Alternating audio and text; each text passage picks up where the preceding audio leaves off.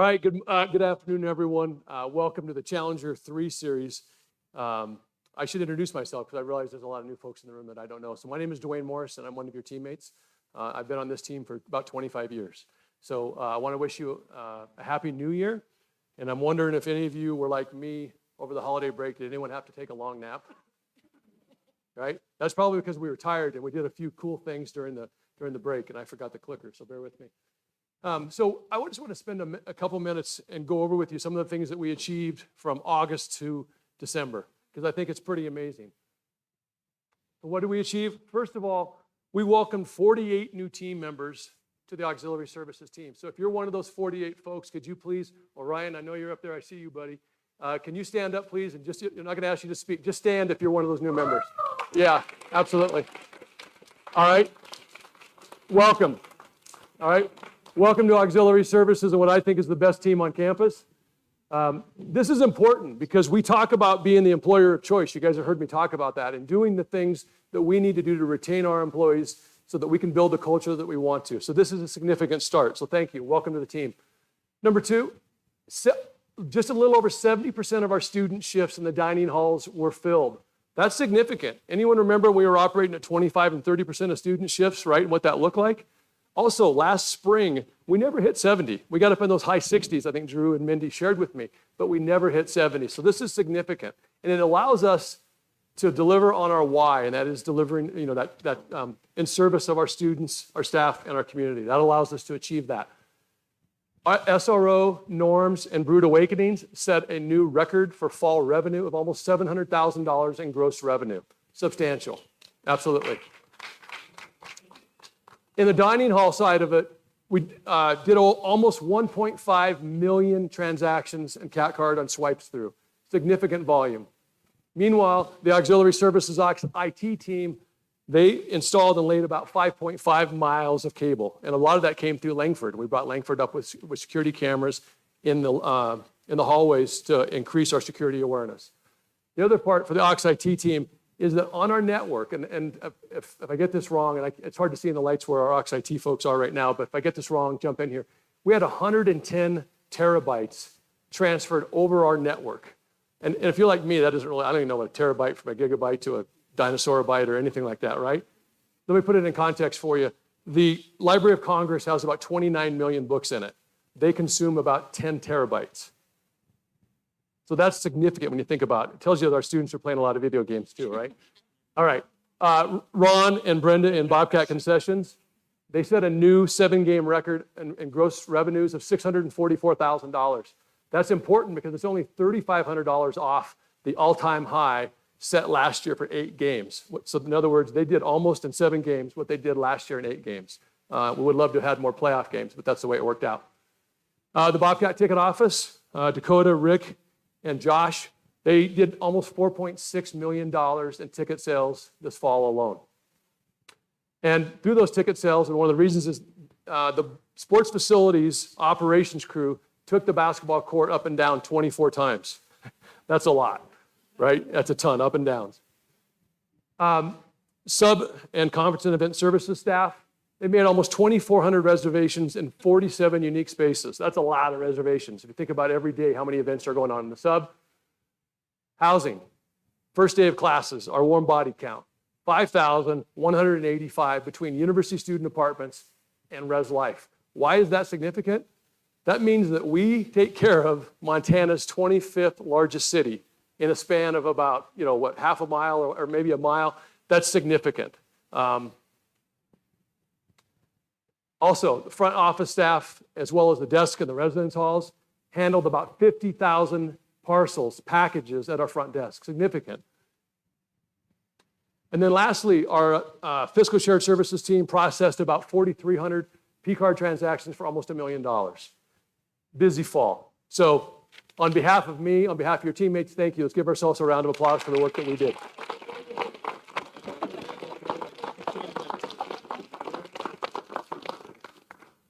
All right, so in August, when we did the Challenger 2 series, Sarah Calhoun was here, and we spent some time, if you guys remember, we talked about our why, what our intentions were, and what our values were.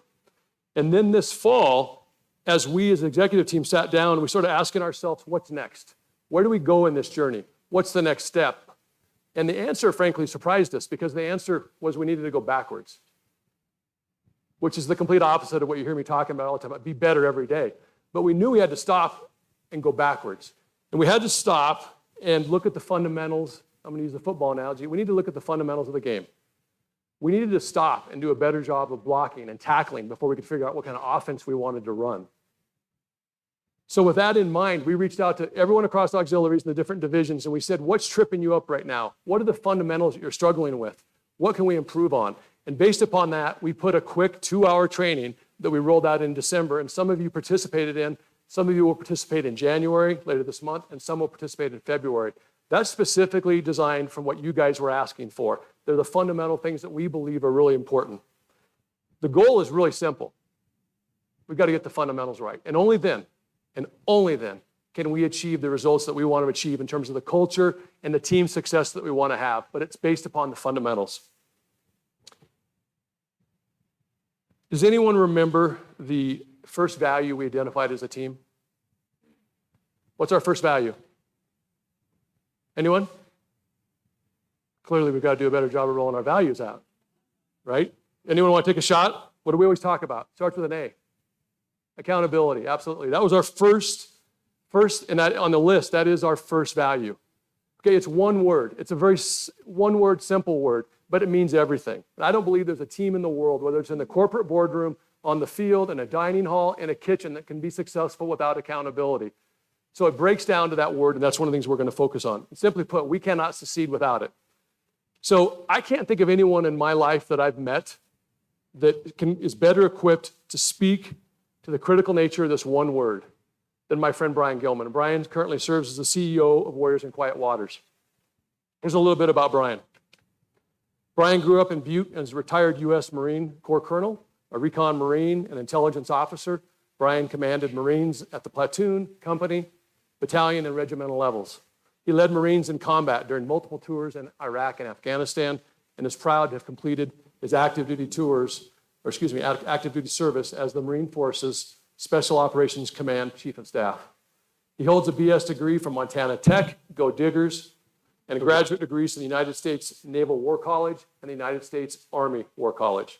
Brian left active duty to join the Warriors in Quiet Waters team for the opportunity to continue serving veterans and service members back home in his home state of Montana. During his active duty service, Brian spent 3 years advocating for veterans and transitioning service members on behalf of the chairman of the Joint Chiefs of Staff. This experience nurtured Brian's passion for enabling our nation's transitioning service members and veterans to maximize their potential as the civic assets that they are. Brian is an avid outdoorsman who spends as much time as possible fishing, hunting, hiking, camping, and skiing in Montana's great outdoors. And this proudest accomplishment is marrying his wife, Marianne, and their 2 kids, awesome kids, Tyler and Gabe. So I'm a firm believer that we should have people in our lives that push us, and that push us to be better every day and push us into those zones that are uncomfortable, because we know when we're uncomfortable, that's when we're going to grow.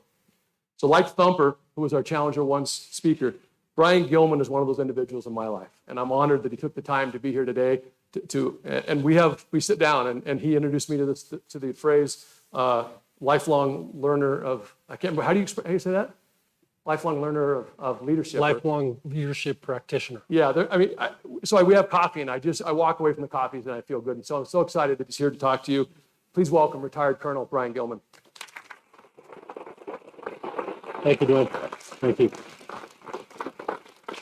Thank you, everybody. Can you hear me in the back? Okay, I have a rope here. I intend to use it as a prop. I'm going to put it right here so I don't forget. Okay? Thanks, everybody, for giving me the honor and the opportunity to come and talk to you today, Dwayne. Appreciate your friendship. I appreciate our coffees. I appreciate this opportunity. I'm not a leadership expert by any means, but like I said, I am a lifelong practitioner of leadership. It's a passion of mine, and the opportunity to talk about it, I get jacked up about it, so thank you. I do have a couple members of my team that are sitting right here. I appreciate you all coming. What's our first value? Warriors first always, all right? And we'll talk a little bit about Warriors in Quiet Waters at the end. Dwayne told me to make sure I take the opportunity to do that. So I also have some of my family here. We're going to talk about them in a little bit. And then finally, the dean of your honors college, Ilsa, a friend of mine, is also here. I appreciate you taking the time, Elsa. Thank you. So I had planned to use this high-speed, low-drag app called Slido that allows me to do live polls during my talk, where you could bust out your smartphone, you could write questions that you want to ask me, and you could respond to polls. But unfortunately, the security system at Montana State University doesn't allow us to do that, so we're not going to do that. But we got a plan for that anyways. A note on photos. Most of my slides are photographs. There's a couple different variations. You're going to see photographs of individuals, all service members that I admire, some that I served with. I'm not going to talk about them specifically, but I put their names on the slide because I believe in a gift that keeps on giving. And if you want to, when we're all done here today, write down their names when you see them pop up and then learn about them. Learn about the lives that they lead or they led. And I think you'll find some inspiration there. So I also have some photos at the end that come from the work that me and my team currently do now. And that's empowering post 9/11 combat veterans to thrive. All of those photographs were taken by a guy named Mike McLeod. He's a U.S. Army veteran, and he's a photographer that takes the photographs on all of our experiences. So I want to make sure I give us a shout out to Mike for his awesome photography. And you'll see some of that at the end. So as Dwayne mentioned, I grew up in Butte, Montana. You probably know Butte's like right in the middle between Missoula and Bozeman. All right, so the first poll question that I have for you, because I grew up in Butte, I went to Montana Tech, so I'm not a Grizzly, I'm not a Bobcat, I'm an ore digger. But my question for you is this: is it okay to cheer for the Grizz football during the national championship? Before you answer, those of you that say absolutely not, put your hands in the air. Okay, we got a few. How about those that say you can go ahead and do that, but I'm not going to like you if you do? Couple there. How about, it might be all right. A few there. How about, yeah, absolutely, you can cheer for the Grizz. Okay, and the last category, how about those of you that say go Grizz? None of you. Got it. Appreciate it. So I'm still trying to figure the Bozeman thing out. I appreciate that. So that's a photograph that was taken in September 2004. And that's the moment that I came home from Iraq in my second deployment to combat in Iraq and met my 6-month-old son, Tyler, with my wife standing there next to me, Marianne. You know, a lot of things happened during that deployment, good and bad. I missed my son's birth, missed the first 6 months of his life, but the one thing that I got from that deployment was this photograph. How many people get a photograph of the moment that they met their child? It's a gift. It's a gift for me. So Tyler's all grown up now. Being a military family like we are, we moved a lot, so Tyler went to 9 schools before he finally graduated from Gallatin High 2 years ago. And this is Tyler today, a Bobcat. He's a member of the Honors College. He's a member of the Honors College studying mechanical engineering, and he's elated to be a member of the track team. He's back up here too. And the reason why I show you this is because when I first met Dwayne and asked him about what he does and about what auxiliary services does, the way Dwayne explained it to me was this is the team that keeps everything else at Montana State University running. This is the team that keeps the lights on and they make the place work. And I just want to tell you thank you. Tyler didn't have a home till now, and he considers Montana State University home. That's what you do. So thank you.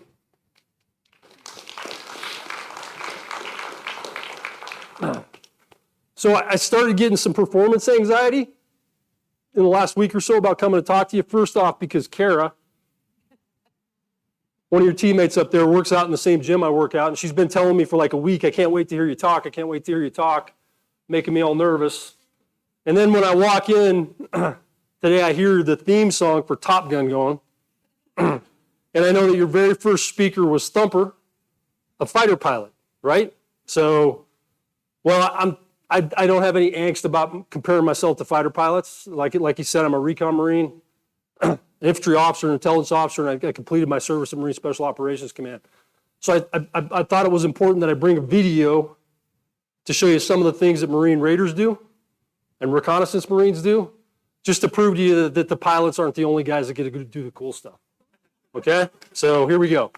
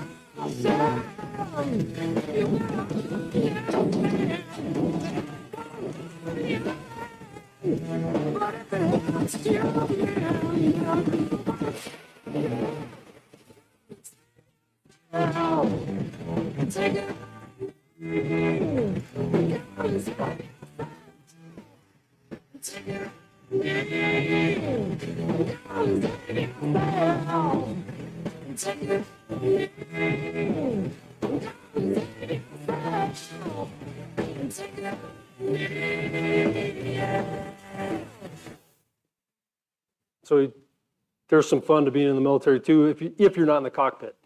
And let's just be honest, pilots exist to support the grunt on the ground. So, but anyway, it's not what we're here to talk about. We're here to talk about leadership. Dwayne told you specifically accountability. It's a hugely important aspect of not only leadership, but being a member of a team. But I thought I'd start just by telling you a little bit more about my leadership journey. It all started over here. It's a picture that was taken in 1984, Toshikan Martial Arts Academy in Butte. I'm the 14-year-old with the bad haircut. I earned my black belt in Taekwondo when I was 14 years old.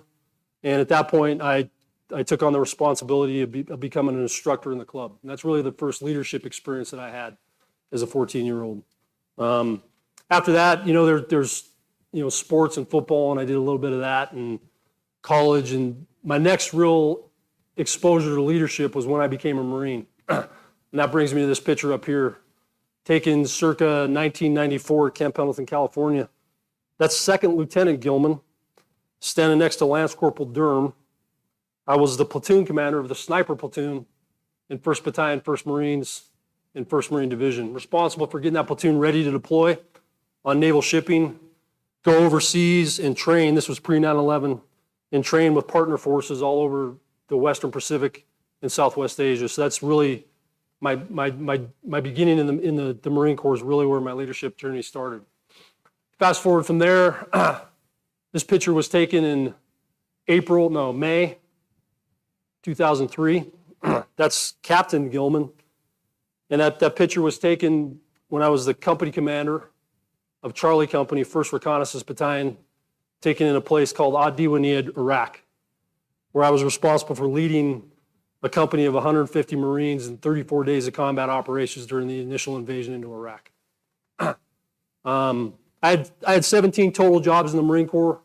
I'm not going to talk about every one of them, but the next big one from there was this photograph over here. That's a photograph of me talking to my Marines at Camp Helmand in Helmand Province, Afghanistan, Camp Leatherneck in Helmand Province, Afghanistan, right before my battalion got on some helicopters to conduct a long-range raid into an enemy safe haven. And then from there, became a colonel, and I commanded the Marine Raider Training Center, which was the schoolhouse at Marine Special Operations Command, where I was responsible for conducting assessment and selection for all Marines that were trying to compete to get into MARSOC, as well as responsible for executing the 14 different high-risk special operations training courses that we ran for Marine Special Operations Command.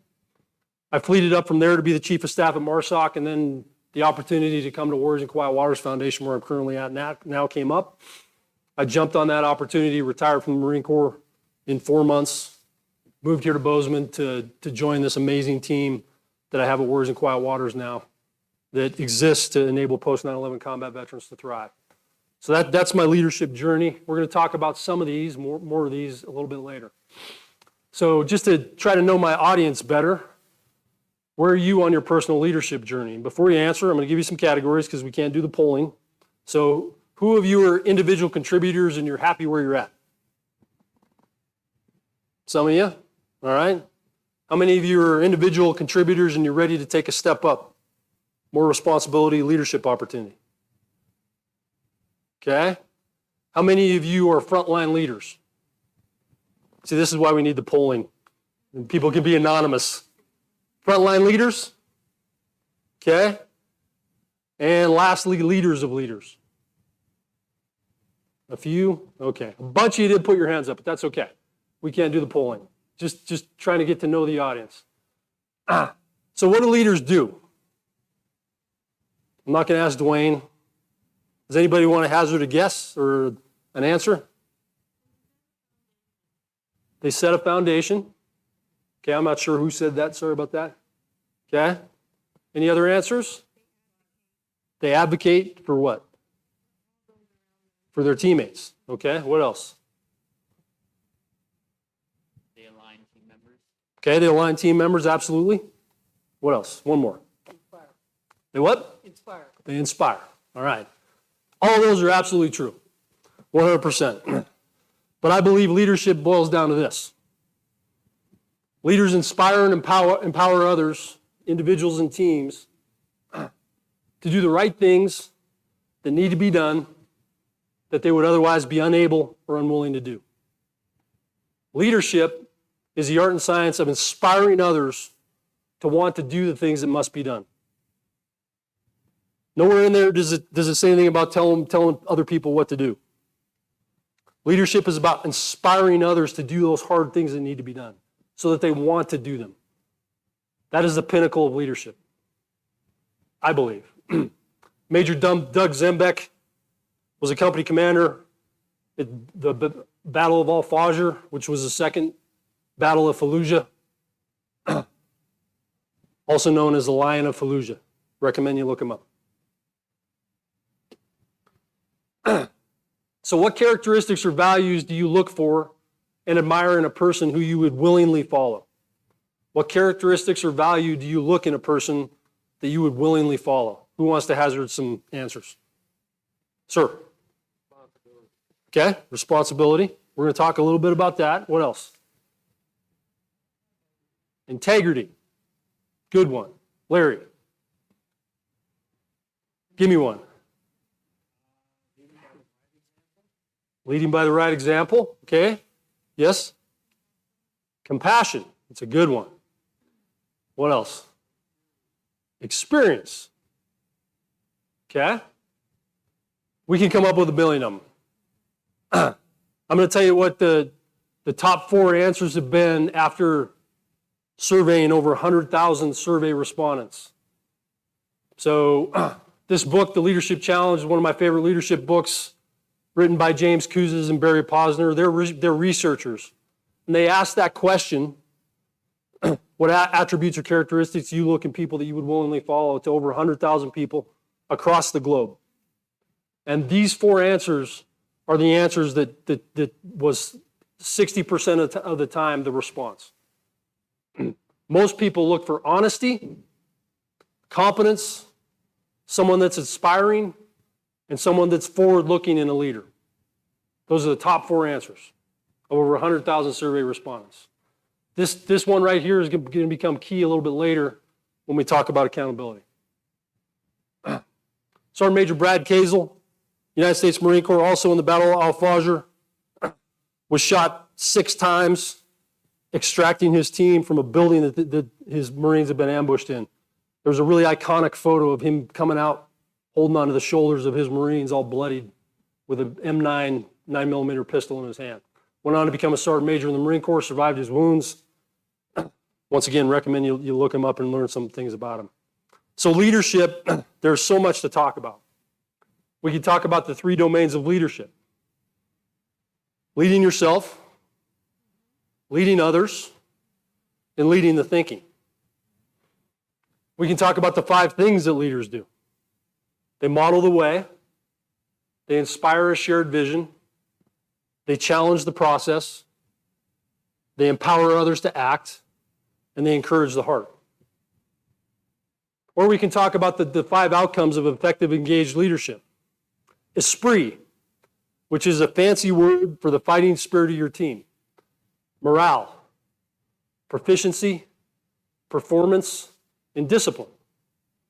Or we could talk about the 8 attributes of high-performing teams, which start with shared purpose and goals, trust, effective communication, complete commitment, proficiency, brilliance in the basics, which you talked about, blocking and tackling, focus, in a rigorous culture that's comprised of pragmatic optimism, a growth mindset, high standards, and accountability.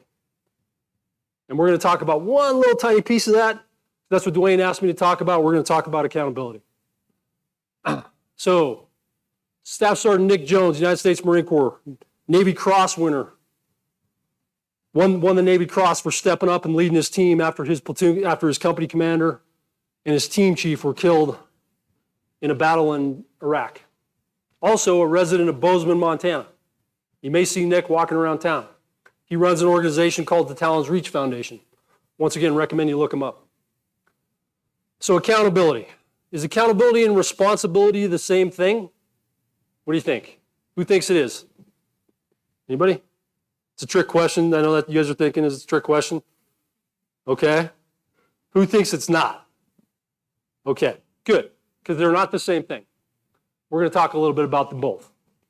Responsibility. So responsibility is task-oriented. It's about taking a specific action or complying with a specific rule. It's about contributing to the overall effort of the team. It's something that's always imposed, whether that's self-imposed. We take responsibility for things on our own. That's self-imposed responsibility. Or it's imposed by others. Our leaders give us a responsibility, a task to do, and it becomes our responsibility. And it can be delegated. It can be delegated.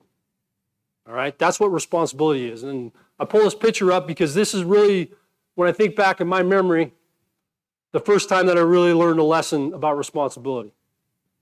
It's not a good lesson because I failed in my responsibility, but it's a pretty good example to bring out to show you what responsibility looks like. Once again, 14-year-old Brian Gilman with the bad mullet is an instructor at my martial arts academy. This is Mick Jacobson. Mick was the chief instructor. Mick was my mentor. He took me under his wing. He recognized my potential in martial arts, took me under his wing, played a big role in me becoming a black belt, was a big brother to me. Years later, it turns out he was dealing drugs on the side and went to prison, but that's a different story. But I still admire Mick, and I still am very thankful for the role that Mick played in my life. But like I said, once I got my black belt, I became an instructor at Toshikan Martial Arts Academy, and I was responsible for teaching specific classes. All right. I was 14 years old. I was also a football player, kid in high school, and all those things that kids that are 14 want to do. There was a time where, 3-4 months into being an instructor, I was responsible for showing up to teach some classes one day, and I just didn't want to do it. I wanted to go hang out with my friends because we had something fun going on. So I didn't show up. I just didn't go. I didn't call Mick. I didn't ask one of the other instructors to step in for me. I just blew it off. So then I go back to martial arts class the next day, and I got to face Mick. And Mick asked me, "What happened?" And I can't remember what I told him. I made something up. He saw right through it. And I don't know if you can notice this belt that I have. You can see that it's black in the middle, but it's got brown edges. So to teach me a lesson in responsibility, Mick took that black belt of mine and he gave me this belt, which was no longer a black belt, almost, no longer. And I wore that thing for 6 months until I earned his trust again, because I failed my responsibility to show up to teach a class. I had a responsibility to do a specific task. All right? So that's responsibility. Accountability. This is Second Lieutenant Gilman, once again taken circa 1993. And my real first lesson in accountability came when I was a student at the infantry officer course in Quantico, Virginia in the Marine Corps. One of the things that makes the Marine Corps so great is the shared experience that all Marines have. For enlisted Marines, that's basic training, and Marine combat training that follows basic training. Every Marine goes through it. They have the exact same experience. It's an experience of shared hardship. For officers, what that looks like is the basic officer course, which is a 6-month course, also known as the basic school, whose sole purpose is to train every Marine officer in the Marine Corps to be a rifle platoon commander. Because of the Marine ethos, every Marine is a rifleman. So every officer in the Marine Corps, regardless of whether you're a pilot, a logistician, whatever, you're trained to be a rifle platoon commander for 6 months before you report to your first unit. And then immediately following that, for me, I went to the infantry officer course. Another 3.5-month course. It's really your master's degree in being a platoon commander, because these are the individuals who are going to go out and lead infantry platoons. So I was in the middle of the infantry officer course, and the way it works is leadership responsibility for the platoon that's going through the course together, and that's about 40 individual Marine officers. Responsibility in leadership of that platoon is rotated across students, so everybody gets a look at leadership. And I got my chance during a field evolution that we had, lasted about a week long. And right in the middle of this week, after 3 days in the field, humping 45-pound packs, putting a lot of miles on our boots, not getting a lot of sleep, dealing with all these different field problems, we get to the end of the day on a Wednesday, and at the end of the day, like we did every other day, we set into the defense. And what that means is we're sitting in a piece of terrain in Quantico, Virginia, in the woods, and we start digging our fighting holes. We start putting up our security defenses. We put our early warning out, and we put everybody on what's called alert. We put everybody on shifts, where only a third of the platoon is able to sleep at a time to get through the night.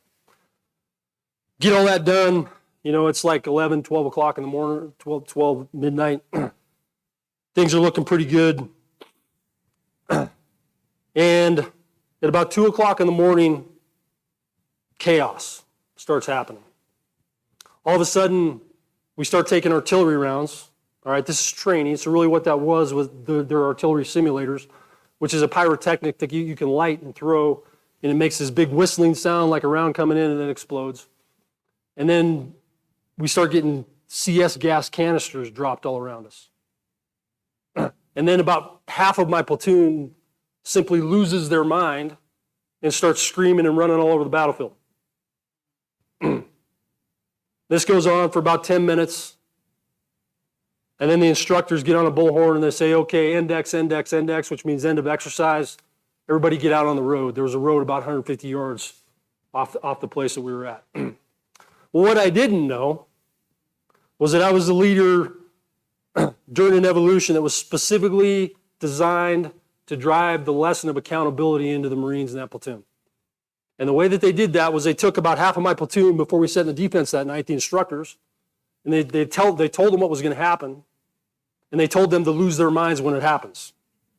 And they knew where we were at, So they were able to sneak in on night vision goggles, get inside our defense, so they're right on top of us when they start dropping the artillery simulators in the CS gas, and we don't have gas masks.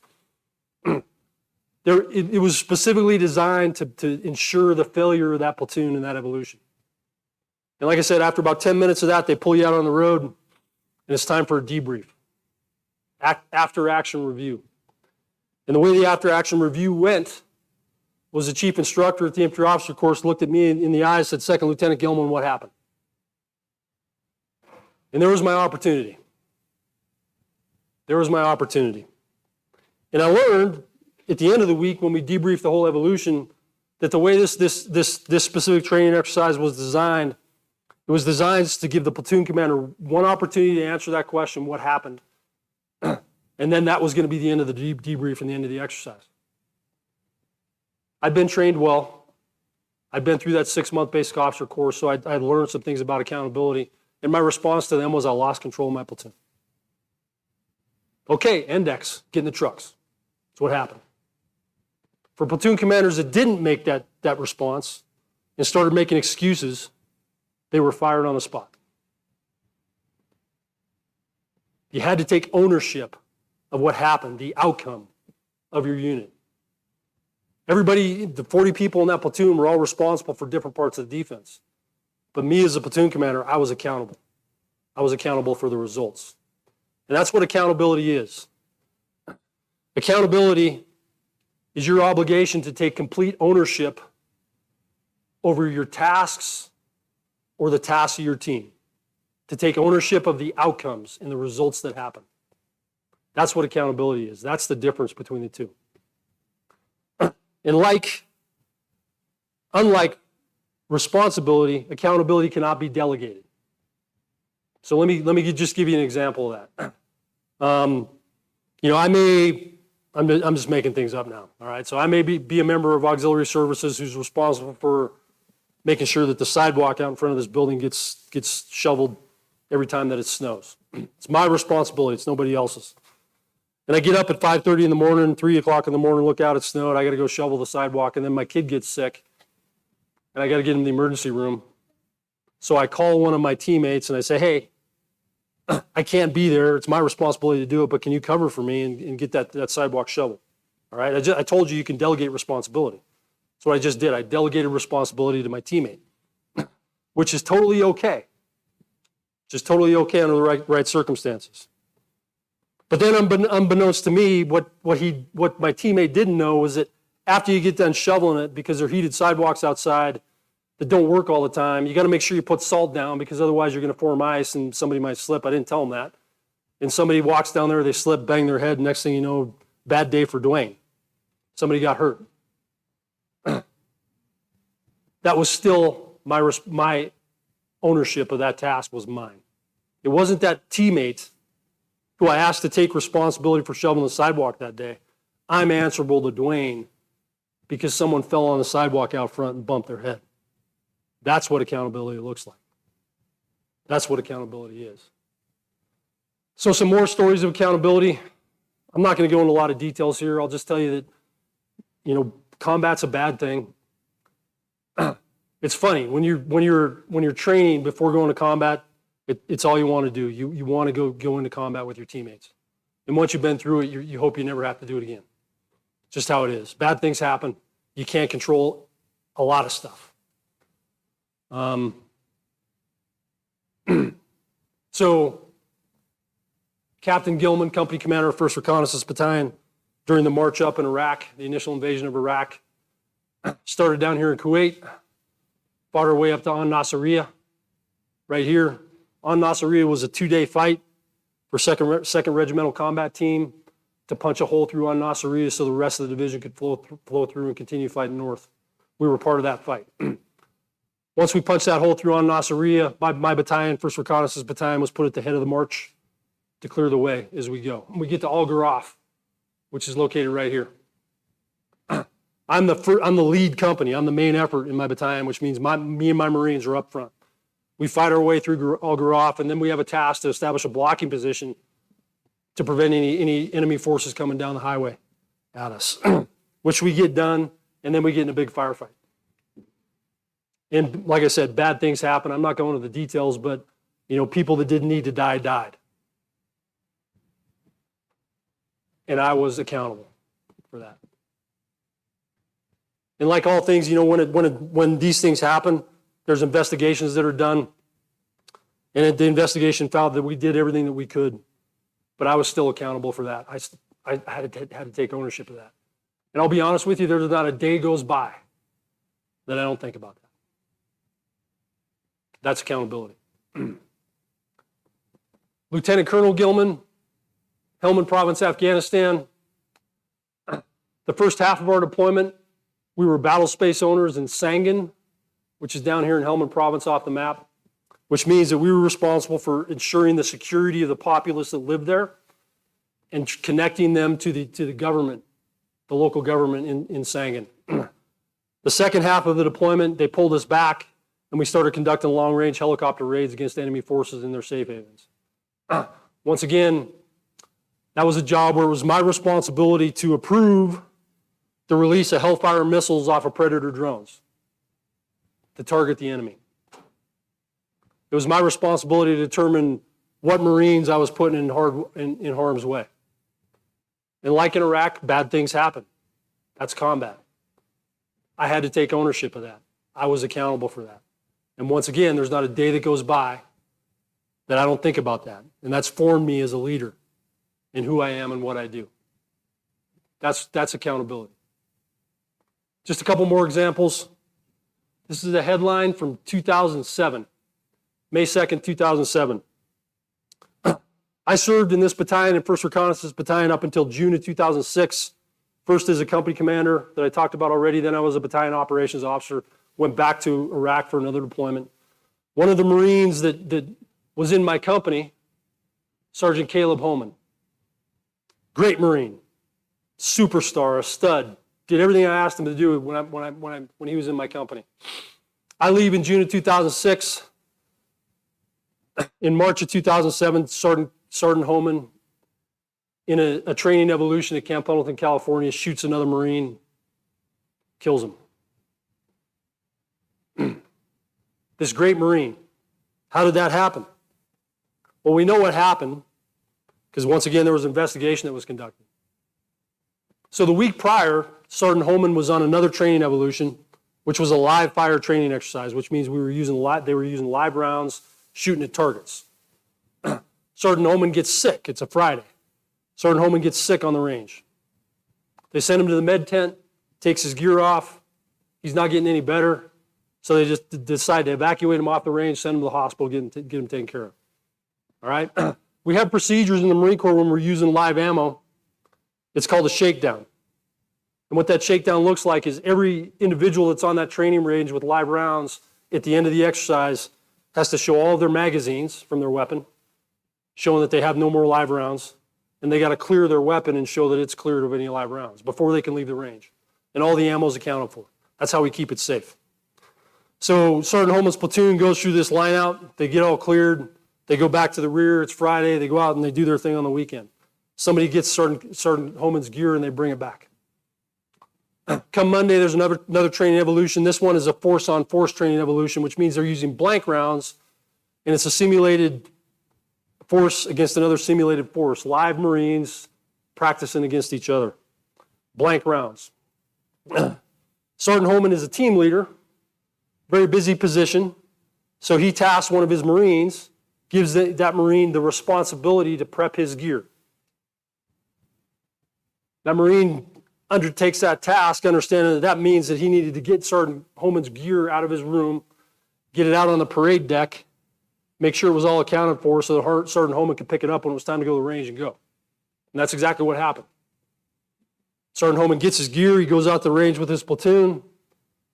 It's his turn to go through the house. He goes to condition 1 on his weapon. Didn't know he's putting a live round into his chamber. And the first Marine that he sees, he shoots him and kills him. Sergeant Holman, an incredible Marine, was court-martialed. His platoon commander was relieved. His company commander was relieved. And his battalion commander was relieved. because every one of them was accountable. He delegated responsibility to his subordinate to get his gear taken care of, but he had to take ownership of the result. It was his 100% complete ownership of the result that mattered. That's an ugly example of accountability and how that can roll out. Another one. This happened in 2020. You may have heard it on the news. 1st Amphibious Assault Battalion conducting ship-to-shore exercises off the coast of Camp Pendleton, California. This is the battalion that maintains the amphibious assault vehicles, which are the big armored tracked vehicles that the Marine Corps uses to get from the naval shipping offshore to the beach. All right, so these big floating armored vehicles. They were conducting ship-to-shore exercises off of Camp Pendleton, and one of those amphibious assault vehicles sunk, drowning the 9 Marines that were inside it. Once again, investigation is conducted, and what the investigation finds was that, number one, the training for this platoon was inadequate. They weren't adequately trained to deal with the contingency that they had to deal with, which was their AAV getting broadside to a wave. They weren't trained to take the proper procedures to correct that. And they also found that the amphibious assault vehicle that they were in was not properly maintained. It was not functioning properly. The company commander, the battalion commander, the commanding officer of the 15th Marine Expeditionary Unit, which was the deployable unit that they were attached to, and Major General Castelvi, the division commander of 1st Marine Division, were all relieved because they were accountable. Major General Castelvi is a friend of mine. I served under General Castelvi a couple times. Amazing leader. He was 4 points removed from the actions that could have prevented this. But as that division commander who owned one of his subordinate units were that 1st Amphibious Assault Battalion, he was accountable. He had to take complete ownership of the results, which were 9 dead Marines. So as you can see, the Marine Corps takes accountability very seriously, and those are some bad examples, or some unfortunate examples of what accountability looks like. So, my question for you is this. Have you worked for a supervisor who blamed others when things went wrong and or took all the credit when things went right? Who say yes? Okay. Anybody not work for somebody like that? Okay. That's not what accountability looks like. That's exactly the opposite. Sometimes it's best to learn things about looking at what the opposite of them are. That's the opposite of accountability. Blaming others for the outcomes and taking credit for all the good things that happen. Leaders that are accountable and that are honest, we said we're going to talk about honesty, that number one attribute that people look for in a leader, are accountable. And they take ownership over the results of their team, of their individual actions. They take ownership for the organization, for themselves, and for the team. That's what's required for a team to function. That's what's required for a team to work. Lieutenant Commander Clint Bruce, U.S. Navy, Naval Special Warfare Officer, also played in the NFL for several seasons. He now leads an organization called Trident, and he founded a nonprofit organization called Carry the Load, which is all about bringing back the meaning of Memorial Day into America. Once again, recommend you look him up. Also a very inspirational speaker. He didn't say this, but that's what accountability is. It's about taking complete ownership of everything that you and your team does or fails to do. Those failures are yours. Whether it was your responsibility or not, as a leader, that you are accountable for that. That's ownership. You may have heard of this guy, Jocko Willink. Who's heard of him? Some of you, all right? Pretty famous Navy SEAL, has a podcast. He wrote a whole book about this. It's called Extreme Ownership. The first chapter is all about accountability. And he tells a story about his experiences in Fallujah, Iraq, where somebody died that didn't need to, and how he had to take complete ownership of that too. And this whole book, which is all about leadership and all about teams striving and doing great things, all starts with that, extreme ownership. which is probably a really good reason that it's your number one value. I didn't know that either, but it's your number one value. That's how important accountability is, because teams don't work without them. They simply don't work. And we all play a role in that, starting with our own individual responsibilities and then taking over ownership of the results. Colonel Greg Gadsden, U.S. Army, Lieutenant Colonel, Battalion Commander in Afghanistan, making a movement to check on one of his subordinate units in a different forward operating base, gets hit by an IED, loses both of his legs above the knee. Continues to serve in the Army, continues to command soldiers as a dual above-knee amputee. So besides honesty, the other attribute that leaders have to have in order to be accountable and drive accountability in an organization is humility. What's the opposite of humility? Close. Close. Close. Hubris. Hubris. I always say it wrong. I don't know if it's hubris, hubris. All right, what is hubris? What's that? Okay. Outrageous, extreme arrogance, overconfidence in oneself's capability. That's what hubris is. I worked with a colonel at MARSOC who just about 6, 7, 8, 9, 10 times a day I would hear say, hey, trust me on this. All right? That's a guy who had no humility. I know what I'm talking about. Trust me.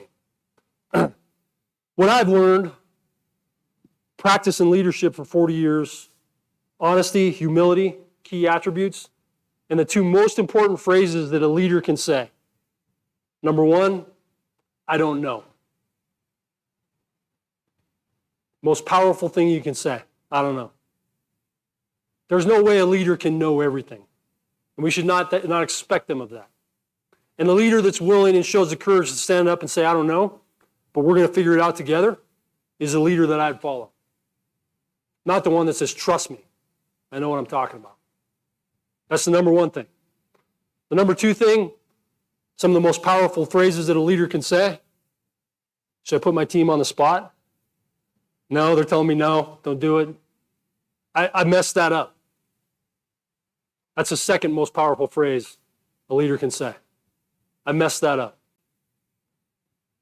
And then they learn from messing that up. And then they repurpose that learning into making it better next time. That's what winning looks like. If you fail, learn, repurpose that learning to improve, you're winning. But in order to do that, you got to be humble. And I tell my team all the time, and they're probably tired of hearing it, I don't care about being right, I just want to get it right. That's what humility looks like. Humility and honesty are fundamental to being accountable as an individual contributor or a leader, and that's okay. I've served under a lot of leaders in 40 years, and I will tell you the best ones did this, without a doubt. So, last slide. Whole bunch of junk up there. How many people did I mention how many people were in my last command at MARSOC, the Marine Raider Training Center? I don't think I did. I meant to. But I had about 300 permanent personnel. And when you count all the students that were going through those 14 special operations course any given day, I had about 1,400 Marines under my command that I was accountable and responsible for.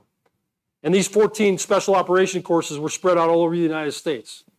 And they were all high-risk training courses. And what that means is the training that we were doing, there had a high probability of injuring or killing someone. That's the kind of training that was done. 14 of these going across the United States at any given time, 1,400 Marines doing this training.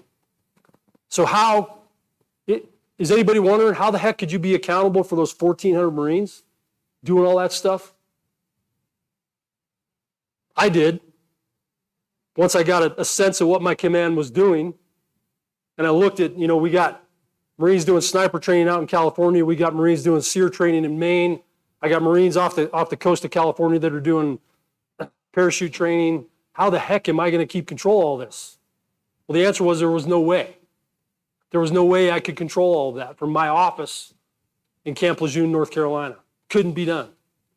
So rather than focus on controlling things, I focused on habits and behaviors. I focused on instilling habits and behaviors in my team that I knew if they followed those habits and behaviors, we were going to be good.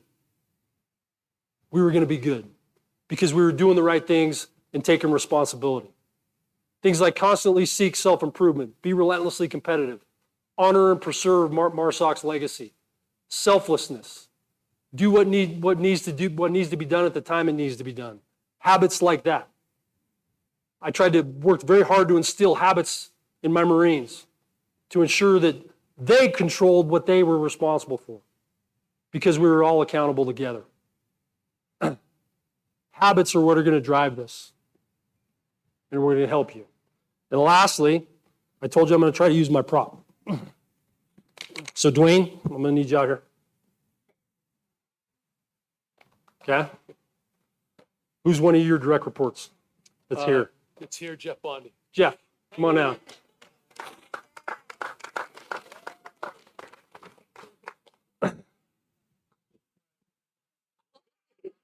Hi, Jeff. Who's one of your direct reports? Well, Corinne. Is she a leader or an individual contributor? She's both. Okay. All right, we're going to get one more. Corinne? Yep. Come on down, Corinne. Okay, you come over here. Okay. And who's one of your direct reports? Zach, Bill, Martha. Zach, where you at? Where you at, Zach? There he comes.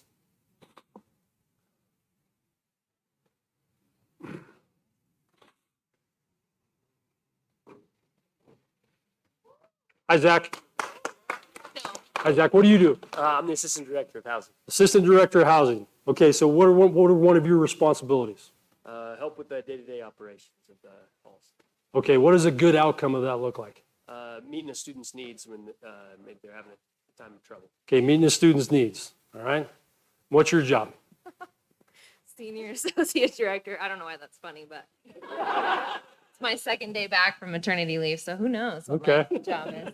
Okay, well, one of those jobs is ensuring that what Yeah. he's doing happens, right? Right. Okay. How about you? What's your role? Director of Housing. Okay, so you're responsible for everything that happens in housing. Yes. Okay. All right. So that's part of that, right? Yep. All right. What's a specific task that you do on a day-to-day basis? You, nobody else. Check in with just review overnight reports and just make sure that we're responding on a timely basis. Okay, responding to reports on a timely basis is a responsibility of yours. Yep. All right. And Dwayne, what do you do? I'm the Associate Vice President for Auxiliary Services. Okay, and what's a day-to-day task that you do? Only you. I sit on a 4 o'clock briefing every day with the other AVPs that we Okay. report to, Vice President at least, and talk about things that are going on within our world so that we're all informed. So you watch PowerPoint. No. I'm kidding. I'm kidding. All right. All right. So we heard a little bit about what he does, one of the things that he does every day. All right. But we come back down here to Zach, and he is responsible for making sure good outcomes for students in the halls. That responsibility lies with him. All right. I want you to imagine that this rope is actually a tapered rope where it gets bigger on that end, bigger diameter. I couldn't find one. I tried. All right, I couldn't find one, but that's his responsibility. I got that right? All right, so then that's your responsibility. You're also accountable for that. You got to own the outcomes, right? But so do you. Yep. You got to own that outcome. And so do you. You got to own that outcome. And ultimately, Dwayne has to own that outcome. So think of accountability as a rope that starts with those individual responsibilities that happen in this organization and extend through accountability, ownership, complete ownership of everything that happens or fails to happen in auxiliary services that sits right on his shoulders. That's what accountability looks like. Thanks. Appreciate it. Okay. You just drop the rope. There you go. Okay. Almost the end. What are some leadership actions do we think that drive accountability? What are some things you can do as a leader, as a member of a team to drive accountability? What do you mean by curiosity? Ask questions, right? But you have to go further than curiosity. What else do you got to do? But first you got to listen, right? First you got to listen. You got to listen, and listening is an art form. There's a couple things you can do when you're listening. You can either listen, waiting for your opportunity to respond, or you can listen to understand. And that's what you got to do.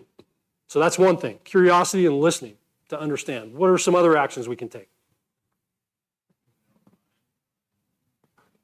Okay, you want to expound on that?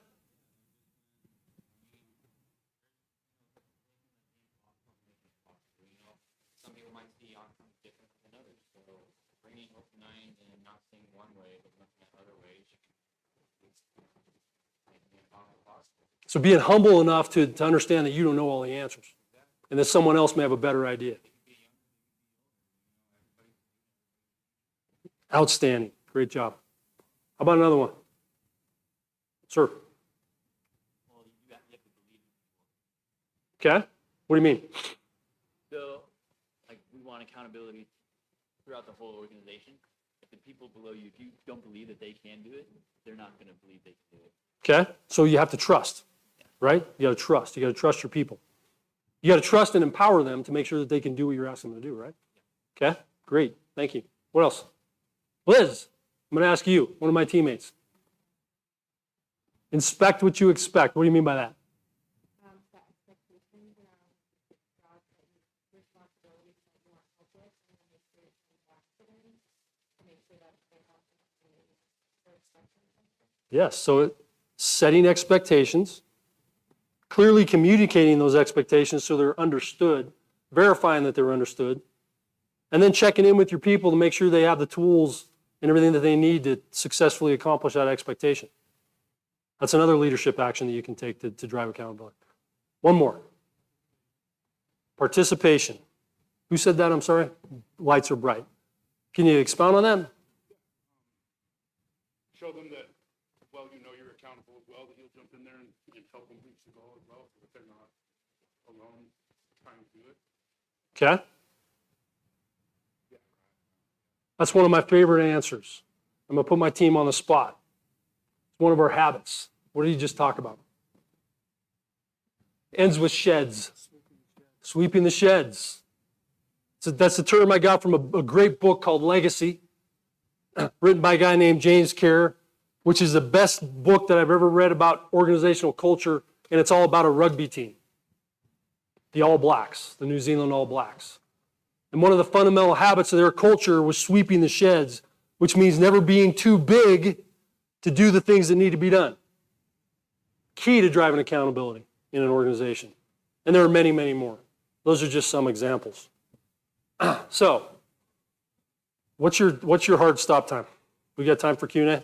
Yeah. I took the whole hour. Okay, a couple minutes. Has anybody got any questions? You don't have to. I gave you a lot to think about. I gave you some names to go back and research, learn some things about some great leaders if you're interested. Any questions at all? Yes, ma'am. You think there's a difference between honesty and integrity? I think honesty is a subcomponent of integrity. Absolutely. Being honest in your actions, your words, doing those things that you'll do, that you said you're going to do, absolutely part of integrity.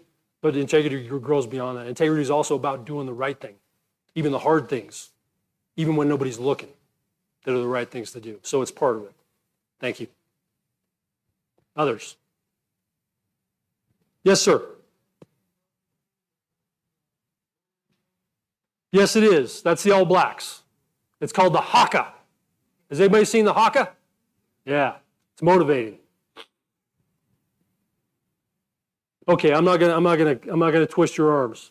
But Wayne said I should end by talking about Words and Quiet Waters Foundation, which I'm going to do really quickly. This photograph was taken behind our lodge. We have a 112-acre property north of Bozeman. It's called Quiet Waters Ranch. That's where all the magic happens in our program. And like I said, we're going to talk about that. But first, I wanted to remind you that leaders are readers. All right? Leaders are readers. These are some of the books that have shaped me as a leader. I will make sure that you all get the PDF of this slide deck, so if you're interested in looking into them, you can. I will tell you that in 2022, I read 46 books on leadership. In 2023, I fell back and I only read 34. And I will tell you that I have 294 books on my reading list. And I add to them every day.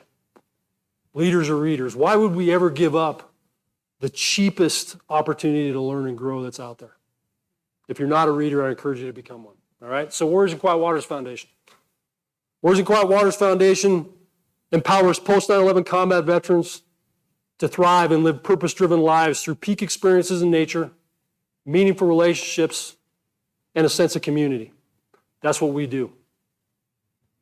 We help post 9/11 combat veterans move beyond healing from the trauma of combat and truly thrive in their lives. Understand what their purpose after the military looks like and pursue it vigorously. And we do that through peak experiences in nature that are all built around fly fishing experiences, archery hunting, backcountry trekking, and photography.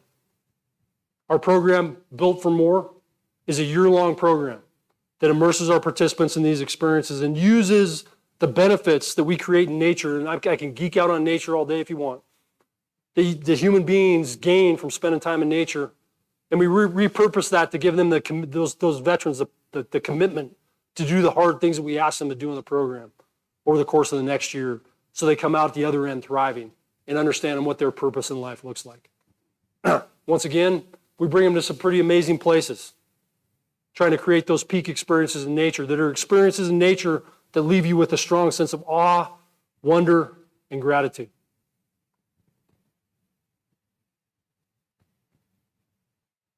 Those are two of our participants from our Hunt for Purpose program last year, both female veterans. Thank you very much. I appreciate the opportunity to talk to you today. I hope I met Wayne's goal that you would walk away with one thing from this talk today. So thank you, Wayne. Wayne. Thank you.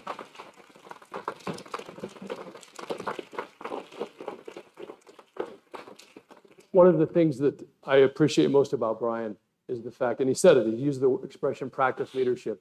You know, I'm 58 years old, and with a broken down body, there's not a lot of things I can really be good at anymore. But I believe I can be a better leader every day. And I hang out with Brian, and he says things like practice leadership.